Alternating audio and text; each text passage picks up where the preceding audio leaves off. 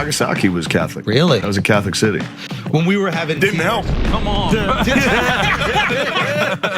It did not help. I don't know how Shane Gillis ended up a comedian, but he surely should have been a history teacher. That's sick. No, I like that you're back on your historian. Bro. Back in your historian. He can turn some of the biggest moments in history into some of the funniest podcast conversations, and somehow every conversation ends in complete chaos. I suppose you have to die then. These are the rules. Sorry, you're actually dead now.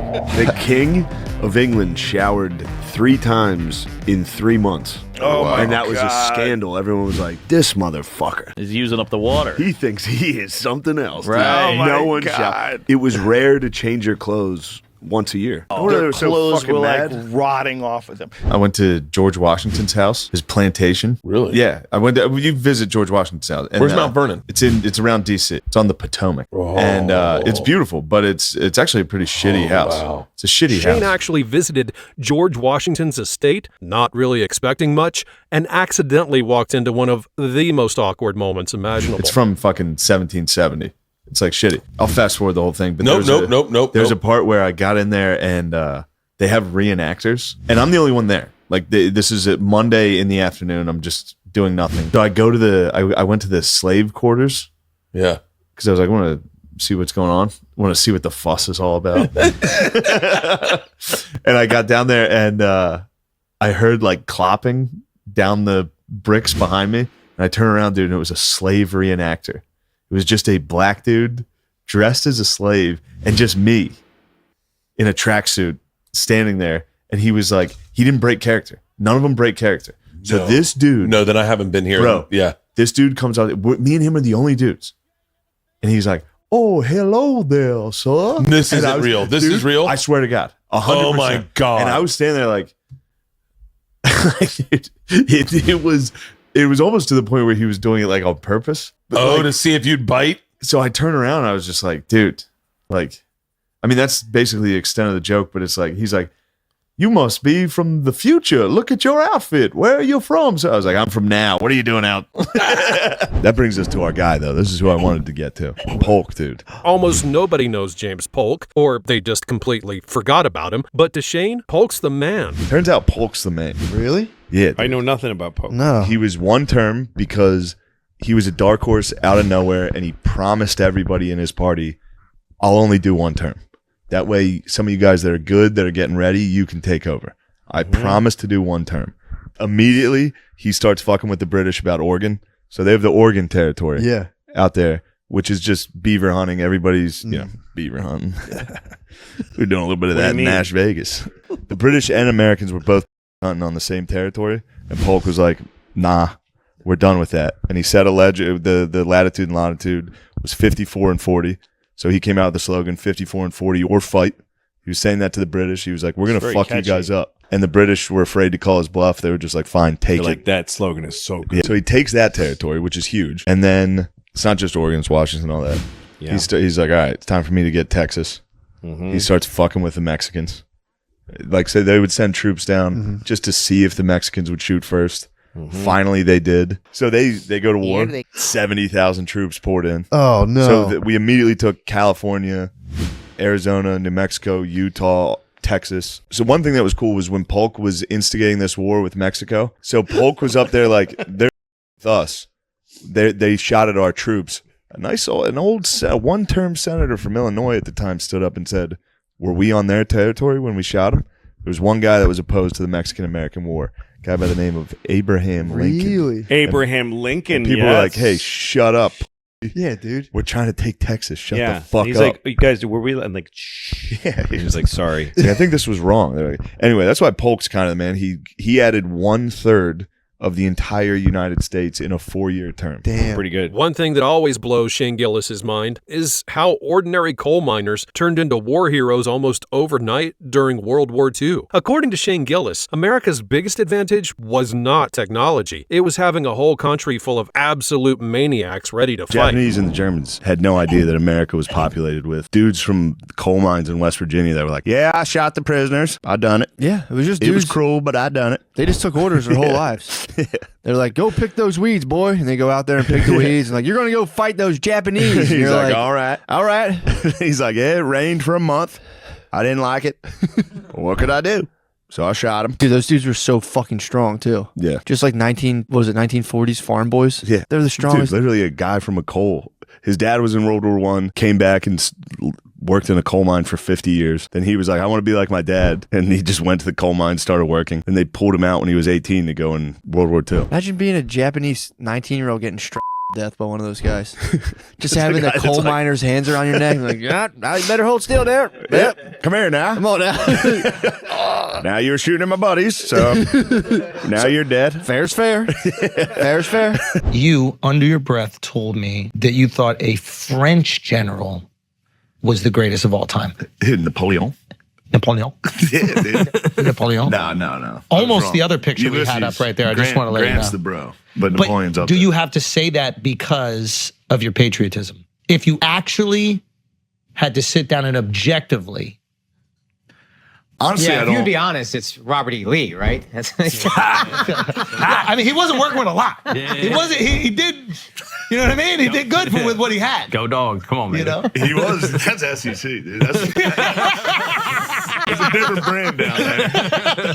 Monroe got Florida from the Spanish. Nice. So the reason that happened, though, was because of Jackson. Because Jackson was taking his troops to Florida, and Monroe was sending a guy on a horse, or I don't know if they had telegrams yet, but it'd take them 8 days to say, leave Florida alone. We're trying to negotiate a price. The Spanish owned it. We can't afford to buy it. I can't justify it. I'm not going to get it through Congress. And Jackson was writing back and saying, I'm just going to take it. I'm just going to take it militarily. I'm going to attack them. And Monroe said, no, you may not. I'm the president. You may not do that. And Jackson just ignored him. Yeah, started attacking And he him. did it. He took Florida, and then he showed up in D.C. and was like, right? That was good, right? And Monroe's like, yes, thank you very much. Yeah, he's like, but also I bought it. Good job. Yeah, also, I think He we paid for it. We paid for it, and it was a mess. While Jackson was like fucking with them, the Spanish were like to Monroe, they're like, yeah, you can buy it. He's winning.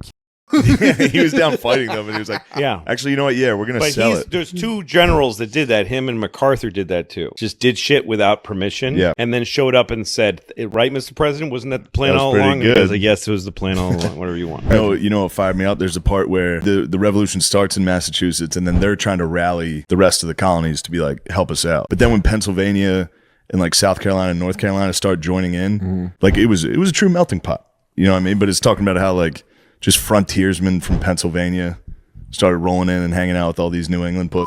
Right. It's like, damn, that's pretty sick. Yeah. And they were like, these guys are a problem. Like, they were like the British were like, oh, fuck. They got the retarded guys. PA was always a problem. PA was a problem. 'Cause PA, anybody that was like out, Appalachia was where the country stopped. Okay. Like past that was like native land.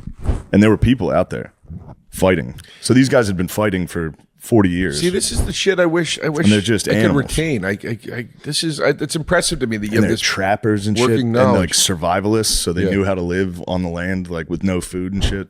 Right. So all of a sudden you got all these like freaks coming out of the woods. And you're just some fucking from fucking London. But history gets even crazier once Andrew Jackson shows up. Let's move to Jefferson. He's number 3. That's 01 to 09. He was a 2-term guy. Right when he got in, the French and the British started going to war. So everybody in America was like, fuck England. Americans started being like, fuck England. Let's join France in the war. He was the only one with the foresight to be like, we have 40 guys in our military and 3 boats. Yeah. Let's shut the fuck up. Was not. So he declared neutrality, and everybody called him a we're just not going to trade with either of them. So then the American economy just plummeted. England started just saying, if you're not trading with us, we're just going to confiscate your ships, kidnap all the sailors, make them join the British Navy. So he was getting punked by England. One thing interesting about Jefferson is because he's so famous for having had a slave and having had like 50,000 slaves, or whatever, not that many, and having had children with his slave, and I don't think he ever even gave her freedom. He didn't free the kids. He didn't free a couple. I think he freed a couple. Freed 2. Yeah. And the rest he kept enslaved until he died. And what was interesting about them? Damn, he did the ultimate because I said so. Is so like, Dad, can I stop being a slave? He's like, no, I said no. A fun Jefferson story that I like is that when he was in Paris, he had this woman, a girlfriend named something Causeway or something. His wife died when he was pretty young, and she made him promise on her deathbed that he would never have another woman, which is a horrible thing to do. Yeah, fuck, to man. a young man that you're fucking. Yeah, it's like not even somebody to take care of the kids they had. It's like, no, I promise. And so there was a woman in Paris. She was a British painter. She was married, but she was a painter, and she fell in love with Thomas Jefferson, and they were very much in love with each other. But then the way they broke up was very funny to me, because he wrote her these beautiful letters. She was in love with him. He was in love with her. But then the French, when he was leaving France, they wanted a great portrait of him to put in the National Gallery. And they said to him, you can choose any painter in the world. And he was like, no, I want, a real guy. And his girlfriend was like, why not me? And he's like, baby, come on. I mean, you're good. You're good, but you're not like fucking grown man good. You're not like fucking, I'm not for history. Who knew history could be this funny? Shane Gillis makes you laugh and teaches you something at the same time. Be sure to drop this emoji in the comments. Also, don't forget to like this video and subscribe to the channel. Thanks for watching, and I'll see you next time. Calling you autistic. I was literally playing a Civil War simulator on my laptop. What was the first battle? The first Manassas or Bull Run. It was a Union skedaddle. They got out of there. That was the one where it was outside of Washington, so a bunch of senators. They thought it was gonna be fun. They showed up with picnic baskets, like the sat on the Capitol hill ride. drinking, and watched the battle. Imagine bringing picnic baskets because you thought a battle would be entertaining until ish hits the fan. And then it ended up being that was technically, some people say it was the first modern war. So they started hitting them with rifled bullets, and they were like, "Oh shit, this isn't what it used to be." Oh, because they weren't using fighting. muskets? No, They were it using just rifles? shit got very serious. Artillery was heavy. It was and there was just it was a We'll bloodbath. rise again.